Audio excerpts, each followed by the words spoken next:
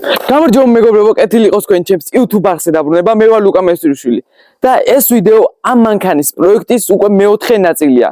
ეს კი ჩვენი 1999 წლის Opel Astra-ია 1.6 ლიტრი მოცულობის ეკოტეკის ძრავით, რომელსაც თავიდან ბოლომდე აღდგენას უპირებთ, როგორც ტექნიკურად, ისე ვიზუალურადაც.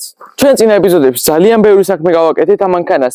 ფირი ავაძეთ, თლიანად კაპოტზე და ბამპერზე არ გვიძლია, იმიტომ რომ შესაძლებელია, დეფორმაცია აქვს მიღებული ამ კაპოტს პატარა შეჯახების გამო და შიტოგზეც US ვიტყოდი. შემდეგ მეორე ნაწილში მთელი სალონი ამოვიღეთ, სავარდლები ამოვყარეთ, ხალიჩები და ასე შემდეგ, გავერეცხეთ, შემდეგ გაზის ბალონი ამოვიღეთ, დავამუშავეთ, გავაშლიფოვეთ და შევღებეთ. შემდეგ მესამე ნაწილში უნდა დაგვექოქა ეს მანქანა ბენზინზე, როგორც იცით უკვე ეს მანქანა ბენზინზე არ იქოქება და უპირებდით დაქოქას.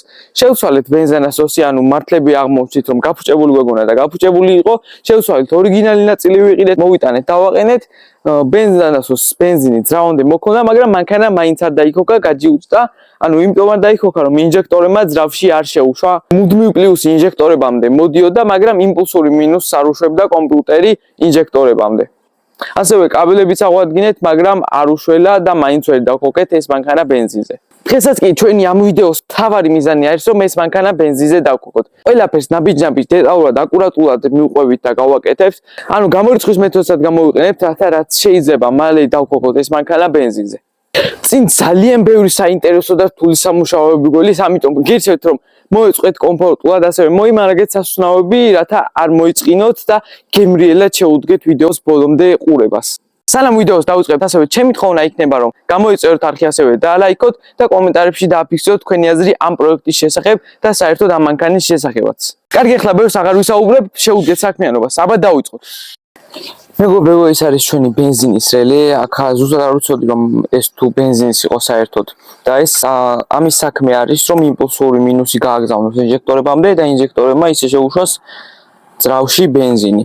მუდმივად ვერ შეუშვებს, როგორც აგიხსენით, იმიტომ რომ მანქანა არ დაიქოქება საერთოდ და თუ დაიქოქა, მანქანა საშინლად გაბოლავს. ვერ მოასწრებს ერთ სიტყვით ძრავით ბენზინის დაწვას. ეხლა მოვხსნათ, იქნება თვალით შევატყოთ, ან ჩარჯაგებული, ან რამე არ იყოს.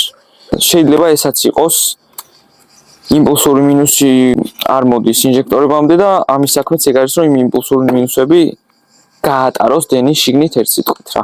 ესეთ მდგომარეობაში არანაირი პატარა დაზიანებაც არ ეტყობა, არ ჩაჟანგებულია და არაფერი, რავი. მაგრამ შეიძლება დაზიანებული იყოს, დამწვარი იყოს და ესე ვერ გავიგებთ ამას. კარგი, ამას ისე გარედან გაფუჭებულობის არაფერი ეტყობა, მოდი ჩავარჭოთ და შევამოწმოთ ის კნოპკა მუშაობს თუ არა, რაც დავაპაიანეთ წინაზე. ეს აკუმულატორი დავტენეთ და მოდი ვნახოთ იმუშავებს თუ არა და დაატრიალებს ძრავს. თუ არ დაატრიალა, საერთოდ მკვდარი ყოფილა. ავუცალოთ ახლა ეს აკუმულატორი თუ დაატრიალებს ძრავს. თან ახლა ძრავს დავატრიალებთ, თან შევამოწმეთ მუშაობს თუ არა, ეს. ეხლა არის ბენზინზე გადართული, ეს მიდის ინჟექტორებთან, ეს კაბელი და ეს მიდის გაზის კლაპანთან. კუსტარულად შემდეგ არის გადაკეთებული, კუსტარულად არის შემოყვანილი ეს კაბელი აქ. მინუსს ავიღებთ აქედან და პლუსს აქ გავუკეთებთ. მოდი გავხსნათ ესე. მუდმივ პლუსი არის ესე შუაში შემოყვანილი, როდესაც მაღლა ავწევთ, ჩაირთვება ბენზინზე, ამ კაბელში, ამ შუა კაბელთან გადმოინაცვლებს დენი აქ, ამ კაბელში, წავა ბენზინასოსთან და წავა წინ ინჟექტორებთან. როდესაც ამ ჯანმრთელს დაბლა დავწევთ, შემდეგ ამ შუა მუდმივ პლუსიდან დენი გადაინაცვლებს ამ მაგნიტაზე, რომელიც წავა გაზის კლაპანთან, გააღებს მას და დაიქოქება ასე მანქანა. ეს მუდმივიც არ არის, როდესაც მანქანას ვქოქავთ, როდესაც გასაღებს გადავატრიალებთ, მაშინ მოდის აქ დენი. კარგი, მანქანა გახალასწორებულია. ეს ჩამრთველი მუშაობს. აკუმულატორიც მუშაობს ჩვენ დასასხარლად, დაიტენა, მთლად ბოლომდე მკვდარიც არ ყოფილა. ეს ნათურა რახან აერთო, ესე იგი ეს ჩამრთველი მუშაობს. მოდი ბარემ აქვართ და შევამოწმოთ გაზზეც თუ მუშაობს, შეიძლება რომ რაღაც ერთი მხარე იყოს დამწვარი და გაზზე არ თავდეს მხოლოდ. ეს წესით მაშინ უნდა მექნა, როდესაც ამას ვაწყობდი და დავაპაიანე, მაგრამ არა უშავს. მართალია გაზის ბალონი არ გვიყენია, მაგრამ ეს მაინც უნდა ჩაერთოს. კარგი, მე მგონი ეს კნოპკა გაფუჭებულია, იმიტომ რომ რატომღაც გაზზე აერთვება. მეგობრებო, მე ახლა ვაპირებ რომ მოხსნა ეს ინჟექტორები, ანუ ესე მგონია რომ გაჭედილები იქნება, ან წყნივას მაინც არ გამოვხსნებს ეს სიტყვით და იდეალურად სუფთა არ იქნება და უნდა შევამოწმოთ ახლა მუშაობს თუ არა ისინი. ანუ მოხსნი 4-ვეს და ცალ-ცალკე შევამოწმებ მუშაობს თუ არა. მაგებს მოხსნი, მაგრამ დენის ამბავით საერთოდ გასარკვევი. ჩემი აზრით ან ესრელი ან ძრავი სამთვლელი დაჩიკი. სამთვლელი დაჩიკი უგზავნის კომპიუტერს, კომპიუტერის შემდეგ დენს აგზავნის მოდის აი აქ. და ეს არის მცველი იგივე, ანუ თუ მაღალი დენი წამოვიდა რაღაც რატომღაც, მაშინ ეს დაიწვება. ანუ ეს არის გამტარი ერთი სიტყვით. და ეს თუ დამწვარია, ანუ ეს ვეღარ გააგზავნის იმპულსურ მინუს თვითონ ინჟექტორებამდე. ანუ თვითონ ეს გაზის რედუქტორი მინუსს იღებს ქანის უზაოდან, აი აქ აქვს მუდმივი მინუსი აქვს მიყვანილი და პლუსიც მუდმივი აქვს მიყვანილი. ერთ სიტყვით გაზის სისტემა ამ ფლოდაჩიკთან წესით შუაში არ უნდა იყოს, ანუ ლოგიკით ესე რომ მივყვეთ, არანაირ შუაში არ არის. კარგი, მოდი დავიწყოთ ახლა ინჟექტორების მოხსნა. აქეთ 2 ვოლტი აქვს ესე. აქეთაც აქვს მეორე. პირველ რიგში მოდი ეს ადგილები გავასუფთავოთ. ანუ რომ მიუდგეთ ადვილად. ამოვაცოლოთ ეს ინჟექტორების შტეკერები.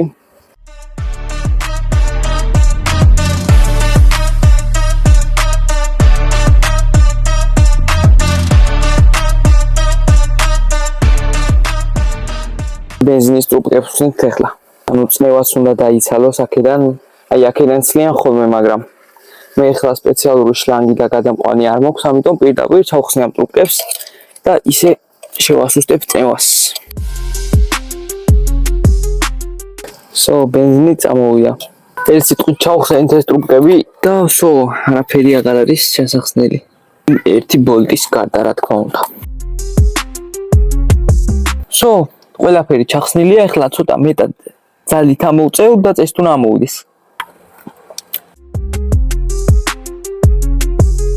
მოდი აქ დავუდგები ერთი ზოთი, მანქანას არაფერი მოუვა. მოდი აქ ჩავხსნათ ესენი. აი, ესეთი სამაგრებით არის დამაგრებული ყველა ინჟექტორი. და მოდი ჩავხსნათ ახლა ეს სამაგრები. მე მინდოდა ერთიანად ამოსულიყო, მაგრამ არა უშავს ცალ-ცალკე ამოვიხოთ. ანუ ამის ერთიანად ამოღება მინდოდა, მაგრამ გაჭედილია ძალიან, ანუ ესეც უნდა იყოს და არ მინდა რომ რამე დავაზიანო, მაინც დიდი ხანია აქ არის, არ მგონია ეს ამოღებული რომ იყოს საერთოდ. აი ესე გამოიყურება. აქ ამ სალინიკებში ჯდება ინჟექტორები და ეს სალინიკები იჭერს მას. აი მოდი ახლა თვითონ ინჟექტორები მოხსნათ როგორმე. შეხედეთ რამდენი ჭუჭყი აქვს. ეს არის რიგით პირველი პორშინის ინჟექტორი. ანუ ძალიან ჭუჭყენია. ეხლა ესენი მე რიგის მიხედვით უნდა დავალაგო, რომ არ ამერიოს შემდეგ ჩაყენება რომელიც სად იყო. ესეთ თქმულობაში მე მგონი ყველაზე სუფთა ეს არის. ეს პლასმასები იმდენად ნავწორია, ეგრევე წყდება. მეგობრებო, ახლა ბენზინით და ჩოთქით მაქსიმალურად უნდა გავასუფთავო ესენი, ანუ ეს თავები უნდა გავუსუფთავო, რა თქმა უნდა, სპეციალური ხელსაწყო არ მაქვს, რომ ან ამათი გაფრქვევის წნევა შევამოწმო, ან გავასუფთავო იმ ხელსაწყოთი, ანუ რაღაც ხსნარს ასხავენ, ჩადებენ ამებს, აკიდებენ უფრო სწორედ და მე ერთ სიტყვით ესეთი ხელსაწყოა, რომ დუღდება ამ ხსნარის ჩასმის შემდეგ და ამებს რო ჩადებენ, ჩართავენ და დუღდება და ის ჭუჭყები ბოლომდე ძვრება რაც აქვს. მაგრამ ჩვენ ახლა არ გვაქვს ეს ხელსაწყო, მოდი ბენზინით გავხეხოთ.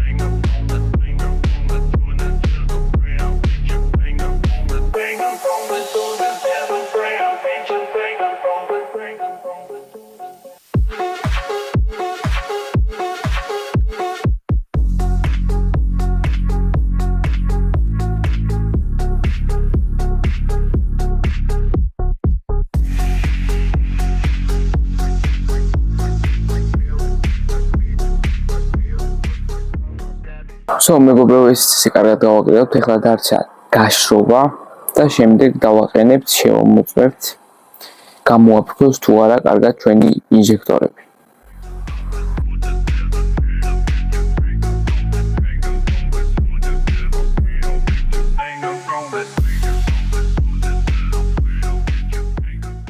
აი ესე გამოიყურება. ჩავსვით 4-ვე. ხოლოდეს ჩასმა არ ეყოფა, აი კიდევ ეს თავისი ჩასასმელები აქვს. მოდი გავურეცხოთ ახლა სათითაოდ ესენიც. ბარემ ყველაფერი გავურეცხეთ და მე მაგა დააშავეს. ეხლა მე ამ ინჟექტორების იქ დაყენებას არ ვაპირებ, ანუ შევაერთებ ბენზინს და ესე დავიჭერ, ანუ აქ კარდონს დავდებ და ვნახავ აფრქვევს თუ არა საერთოდ რომელიმე.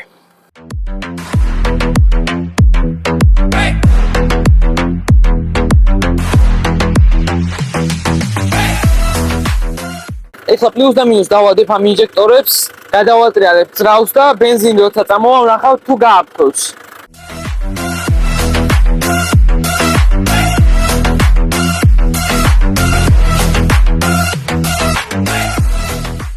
ერთი სიტყვით არც ერთი ინჟექტორი არ მუშაობს. ტყუილად ვიწყვალეთ ამდენი, აი ესე რომ ვასუფთავებით და ვასუფთავებით. საყიდელი გვაქვს 4-ვე. ეს პროდის ჩავარჭვე და იმპულსური მინუსი რახან არ მოსდის, ჩემი დავადე ის მინუსი. აქ ესე. ანუ მუდმივი მინუსი მივიყვანე. მერე ისე ჩვეულებრივი მართულებითაც დავადე პლუს მინუსი და ისეც არ გაიღო არც ერთი. ასე რომ 4-ვე გაჭედილია. ესენი შესასვლელია და გასარკვევია კიდეც, ანუ ერთი პრობლემა დაგვემატა, ესე რომ ვთქვათ. ანუ ინჟექტორების შესასვლელია ერთი სიტყვით 4-ვე, არც ერთი არ იღება, გაჭედილია და იმპულსური მინუსი რატომაც არ მოდის, ისეც გასარკვევია. დიდი ალბათობით და ჩემი აზრით ეს იმპულსური მინუსი გაწყდა ერთი სიტყვით. რა ვიცი, ამ თვლელი დაჩიკის გამო თუ რელეს გამო თუ რის გამოც და ეს მინუსი და ის ბენზინი რო ჩარჩა შიგნით ჩარჩა და გაიჭედა იქვეც. ანუ დაძველდა ეს ბენზინი რა. ქვეებია შიგნით არის და მიახმა. ათ სუფთა არ იქნებოდა მანამდე სანამ ეს იმპულსური მინუსი გაწყდებოდა და მიახმებოდა მანამდეც ბევრი ჭუჭყი ექნებოდა შიგნით დარწმუნებულიყო. კარგით, ესენი ტყუილად გავასუფთავე და ტყუილად რა რომ არ მექნა ეგრე შეიძლება ვერც გაგვეყო რომ ესენი გაჭედილი იყო. ანუ დავადებდი ის, მაგრამ მეგონებოდა რომ გაჭედილი იქნებოდა იმის გამო რომ ესე გარედან ჭუჭყები ქონდა და ვერ უშვებდა. და მაინც უნდა გამერეცხა. პირიქით კარგია ნამდვილად რომ ტყუილად არაფერი არ გაგვიკეთებია. კარგი, ახლა ინჟექტორებს ჩავხსნი აქედან და საყიდელი გვაქვს 4-ვე. დიდი ალბათობით შემდეგი ვიდეოსთვის უკვე ნაყიდი გვექნება. ამ ვიდეოსთვის ფიზიკურად ვერ მოვასწრებ რომ წავიდე, ვიყიდო და დავაყენო. ანუ ვიდეოც გადავიღო.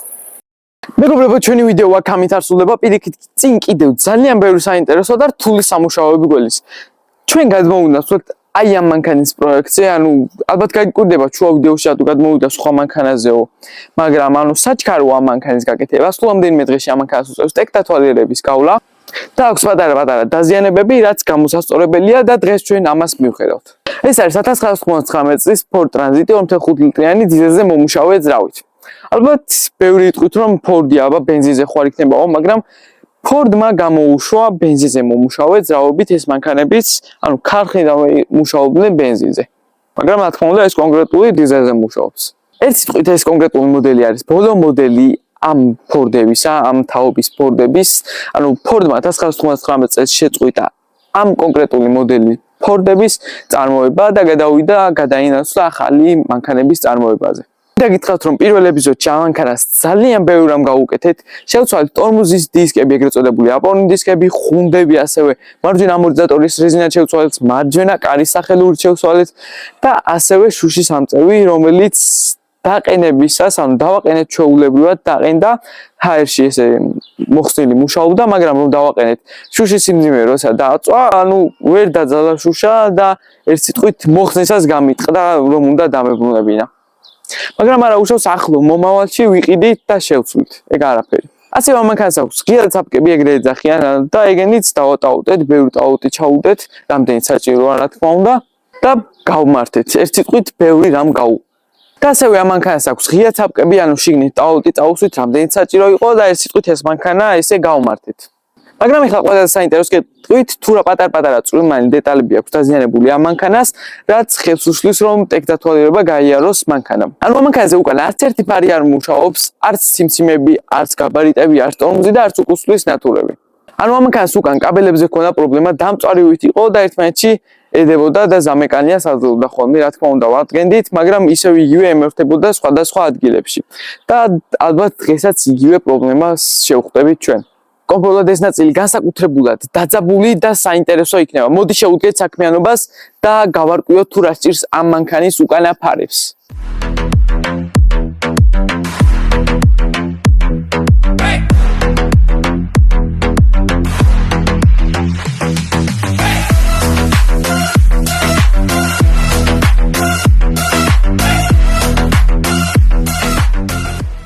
აი მეგობრებო, მოხსენით ფარი და აქ კაბელები არის თაგვის შეჭმული. შემდეგ მიედო ერთმანეთს ეს კაბელები მოხდა ზამიკანია და დაიწვა, ანუ გაწყდა თავისი ადგილებიდან. ერთ სიტყვით გვიწევს ახლა რომ დავაპაიანოთ ის გაწყვეტილი კაბელები, იმიტომ რომ ძალიან მოკლე და ანუ ძალიან ძირში არის შეჭმული ის კაბელები და ვერ გადავაბავთ ისე, ამიტომ გვიწევს დაპაიანება.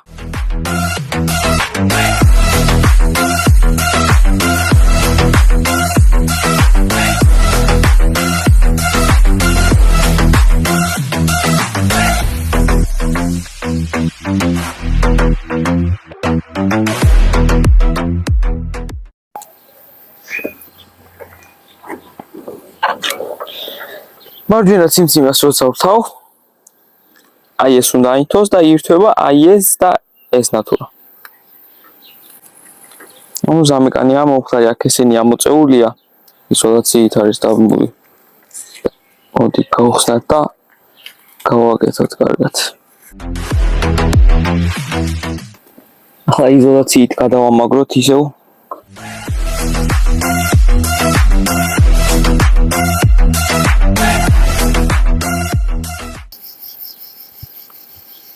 ეს ჩავსვით, მაგრამ ზამეკანია კიდევ აქვს, როდესაც სიმსიმას ვთავთ ან ავარიულებს, ჩვეულებრივად ირთვება, მაგრამ როდესაც ფარებს ჩავთავთ, შემდეგ ეს ითიშება და აი ეს ორი, ანუ სადაც ფარები უნდა აინთოს უკანები, ეგენით სიმსიმებს და ეს ითიშება.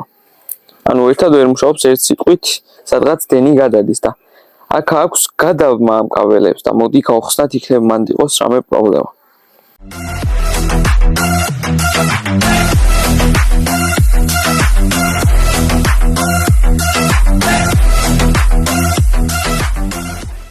კარგი მეგობრებო, ვინაიდან ეს კიდევ ესე ირთვება, შეიძლება თვითონ ამ იმის ბრალი იყოს ჩარჩოსი.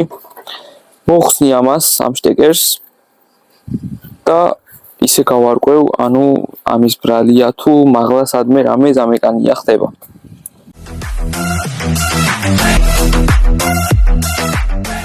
ერთ სიტყვით მთელი კაბელები გვაქვს შესაძლებელი ამ მანქანაზე, ანუ სადმე თუ რამე აქვს, ანუ დაზიანებულია ერთ სიტყვით კაბელები. მაგრამ სანამ ამეებს შევცვლით, ახლა ეს დროებით გვჭირდება, ანუ სასწრაფოდ გვჭირდება მანქანა და ამიტომ გვიწევს ესე. ჯერ პირველ რიგში ეს უნდა დავაპაიანოთ აქ.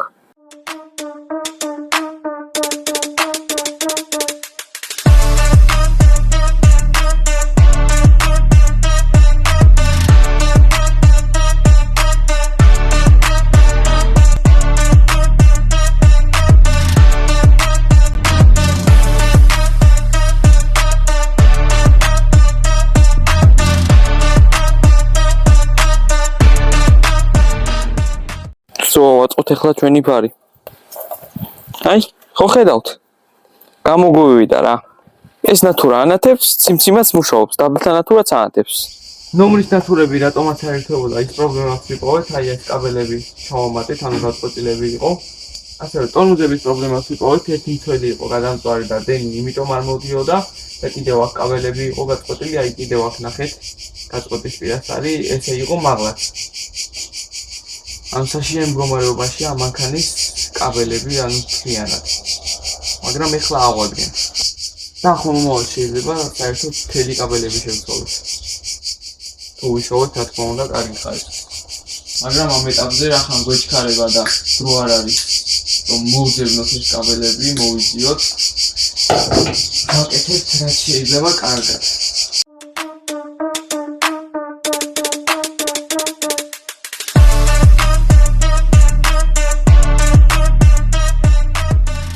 როგორც ნახეთ, ყველაფერი იდეალურად მუშაობს. მოდი დროა ეხლა რომ შევფუთოთ ეს ყველაფერი კარგად.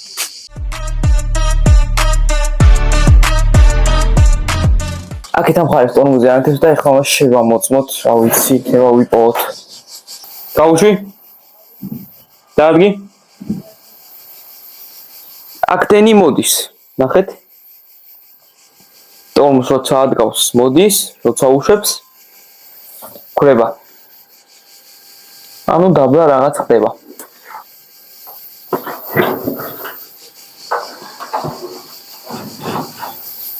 მოდი შევამოწმოთ აქეთ ამ მხრიდან.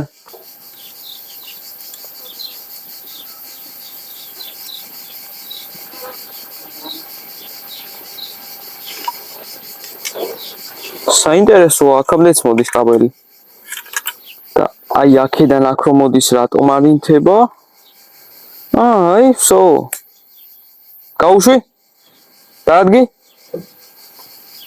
ნატურის ბრალი ყოფილა. გაუშვი.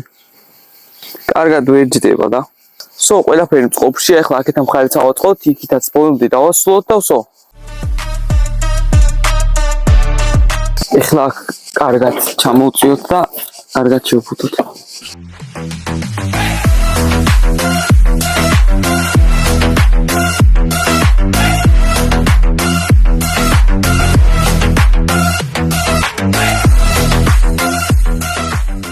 ვსო, მეგობრებო, მოვჭით.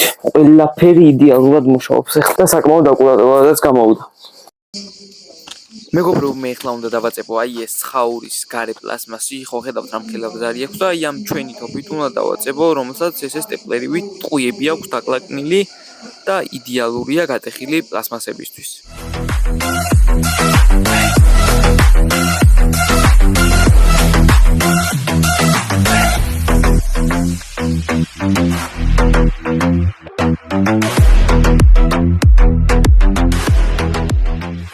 ვსო, მეტი აღარ დასჭირდება და მოდი დავამტვროთ ეხლა ესენი.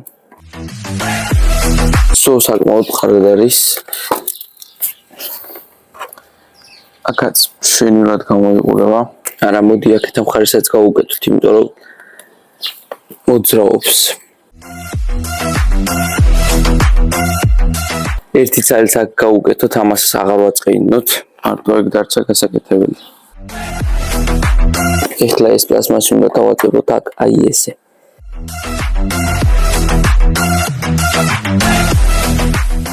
აქეთ ამ მხრიდან ეხლა ჩაუდნოთ ეს პლასმასი და ამოვახსოთ. აქ ეს მართულები კი დაიჭერს გამყარებს. აი თოფს უნდა გავუკეთო ეს თავი.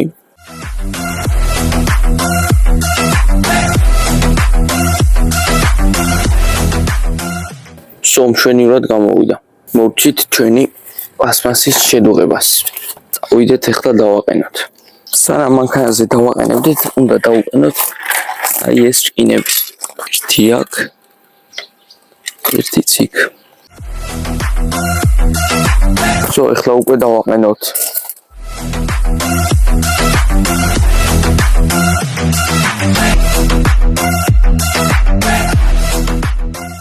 აი მეგობრებო, ხომ ხედავთ როგორ კარგად გავაკეთეთ ჩვენი ფარები. ციმციმა მუშაობს, ეს გაბარტე მუშაობს, ეს უკუსლის ფარიც მუშაობს, ანუ ნატურა და ეს დაბლა ნატურაც მუშაობს. ახლა კარგად გამოგვივიდა, მართალია, ბევრი ვიწვალეთ, მაგრამ რა თქმა უნდა, იდეალურად, კაპიტალურად აღვადგინეთ მთელი კაბელები, რაც დაზიანებული იყო. წინა ეს პლასმასი იდეალურად აღვადგინეთ და მინდა გითხრა, რომ ეს ამდენი წვალება ნამდვილად დაგვეფასდა და მანქანამ ტექნათვალებაზე უპრობლემოდ გაიარა. ამასობაში ჩვენი ვიდეო დასასრულს მიუახლოვდა, მართალია, ისევ ვერ დავქოკეთ ჩვენი ბებერი ოპელი, მაგრამ კიდევ რამდენიმე რაღაც გამოვაკლა იმ ჩამონათვალს, რაც გაფუჭებული გვეგონა. ამასთან ერთად კიდევ აღვადგინეთ ჩვენი ბებერი ვეტერანი ფორდი, ანუ უკან არც ერთი ფარი არ უმუშავებდა, არც ციმციმა, არც უკუსლის ნატურა, არც ტორმუზი და არც გაბარიტები. კიდევ ფორ ჩვენ ცხაურის პლასმასი აღვდგინეთ და ამ მანქანამ უპრობლემოდ შეძლო ტექნათვალიერების გავლა. შუა ვიდეოში იმიტომ გადავედით იმ მანქანის აღდგენაზე, რომ საქმე ესე მოითხოვდა, ანუ საჭირო იყო, ანუ უფრო სასწრაფოდ გასაკეთებელი იყო, იმიტომ რომ სულ რამდენიმე დღეში გაზდიოდა ვადა ტექნათვალიერებას და რა თქმა უნდა, როგორც იცით, ისე ვერ ვივლიდით ვერსად თუ მანქანას ტექნათვალიერება არ აქვს გავლილი, თუ კი რა თქმა უნდა, ჯარიმის მოსვლა არ გვინდოდა. მაგრამ რა თქმა უნდა, ამ მანქანის აღდგენა გრძელდება, ამ პროექტის შემდეგ ნაწილებში დარწმუნებული ვარ 100%-ით რომ ამ მანქანას ჩვენ დავქოქავთ. აი ახლა გიხსნით რა მდგომარეობაშია ეს მანქანა. ბენზინასოსი მუშაობს, ხომ შევცვალეთ იდეალური დავაყენეთ, ანუ ორიგინალი. ძრავამდე მოდის ბენზინი, მაგრამ ძრავში არ შედის. ანუ ინჟექტორები არ იხსნება და არ უშვებს ძრავში ბენზინს. ასევე მუშაობს ბენზინისა და გაზის გადამფრთველი, ანუ თლად მუშაობს ვერ ვიტყვი, იმიტომ რომ გაზზე რომ ვრთავ არ მუშაობს და ბენზინზე რომ ვრთავ მუშაობს. ანუ მუდმივი პლუსი მაგ გადამფრთველს მოაქვს ინჟექტორებამდე. მაგრამ ჩვენ გვაკლია იმპულსური მინუსი. ეხლა აგიხსნით როგორ მუშაობს და საიდან ხდება ეს იმპულსური მინუსი. ანუ, როდესაც ძრავს ვატრიალებთ, ანუ სტარტერი როდესაც ატრიალებს ძრავს, ქვემოთ აყენია შკივი, ანუ შატუნი სადაც გამოდის, მაგის ბოლოში აყენია შკივი და შკივთან აყენია ამთვლელი დაჩიკი. ამ შკივს აქვს პატარ-პატარა კბილანები, რასაც ითვლის ამთვლელი დაჩიკი. ამთვლელი დაჩიკი ამ კბილანებს როცა დაითვლის, ანუ ამ ინფორმაციას აგზავნის კომპიუტერთან, კომპიუტერი იმპულსურ მინუსს აგზავნის რელესთან და რელე თუ დამწვარია, ამ იმპულსურ მინუსს ვერ გააგზავნის ინჟექტორებთან. და რელე თუ არ არის დამწვარი, რა თქმა უნდა, გააგზავნის ამ იმპულსურ მინუსს ინჟექტორებთან. აი 4 ვარაუდი რაც შეიძლება გაფუჭებული იყოს და 90%-ით ვიცი რომ ამ 4-დან რომელიმე გაფუჭებულია. ან შეიძლება სულაც 4-ვე გაფუჭებული იყოს. რა თქმა უნდა ეს ყველაზე ცუდ შემთხვევაში. პირველი, ამთვლელი დაჩიკი, ანუ ამთვლელმა დაჩიკმა, როგორც გითხარით, თუ ვერ დათვალა ის კბილანები და ძრავის ბრუნები, მაშინ ვერ გააგზავნის ინფორმაციას კომპიუტერთან და კომპიუტერი ვერ გააგზავნის რელეს და რელე კი ინჟექტორებთან. ანუ ესეთი წრედი იქმნება, ესე რომ ვთქვათ. მეორე რელე თუ ამთვლელი დაჩიკი მუშაობს, გააგზავნა ინფორმაცია კომპიუტერთან. კომპიუტერმა გააგზავნა რელესთან ეს მინუსი, მაგრამ რელემ SD-ნი ვერ გაატარა, იმიტომ რომ გაფუჭებულია, დამწვარია. მაშინ ეს იმპულსური მინუსი ვეღარ მივა ინჟექტორებამდე. მესამე, ის შკივი, რომლის კბილებსაც ის ამთვლელი დაჩიკი ითვლის. შეიძლება ეს კბილები დაზიანებული იყოს და ის ამთვლელი დაჩიკი ვერ თვლიდეს. ეს კბილები ზიანდება იმ შემთხვევაში, როდესაც ამ შკივს ხსნიან და აყენებენ. მაგრამ ამ მანქანამ ბენზინზე მუშაობა როცა შეწყვიტა, ეს შკივი კარგახანი არავის ქონდა მოხსნილი და არც დაყენებული. ერთ სიტყვით ყველაზე ნაკლებად მგონია რომ ეს შკივი გაფუჭებული იყოს. ანუ მეოთხე და ყველაზე ცუდი.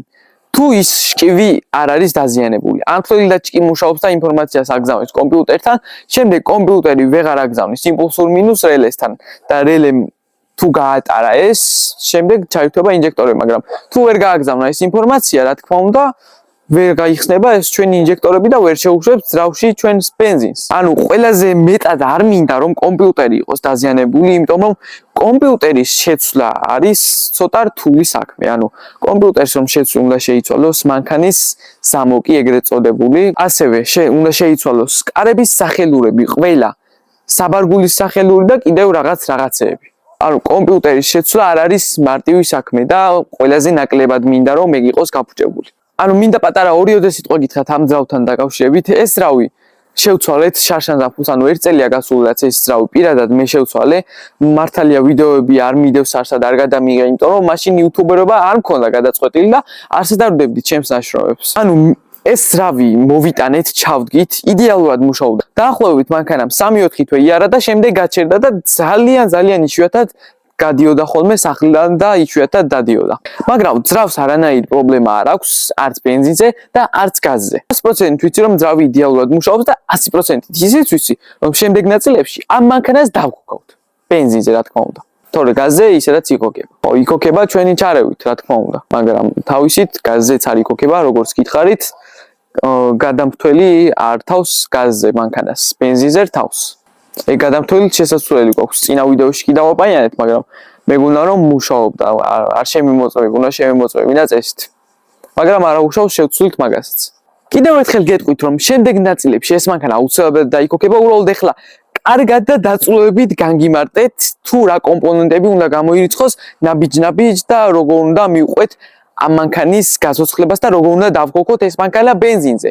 ვსო დღეს მე ისეც ვეღარაფერს ვეღარ გეტყვით, ერთი ჩემი თხოვნა იქნება რომ გამოიწეროთ ჩემი არხი, რათა რაც შეიძლება მალე ავიდეთ 10000 გამომწერზე და რაც შეიძლება მალე დავქოქოთ ჩვენი პიცოტკა, ის BMW E34, რომლებზეც წინა ვიდეოებში ნასაუბრები მაქვს უკვე და რაც შეიძლება მალე აღვადგინოთ იგი და დაუბრუნოთ ტრასას. ასევე ზარისღილაკიც გააქტიოთ, რათა არ გამოტოვოთ ამ მანქანის შემდეგი ვიდეოები და სხვა ვიდეოებიც, რა თქმა უნდა, სხვა პროექტები და ასე შემდეგ.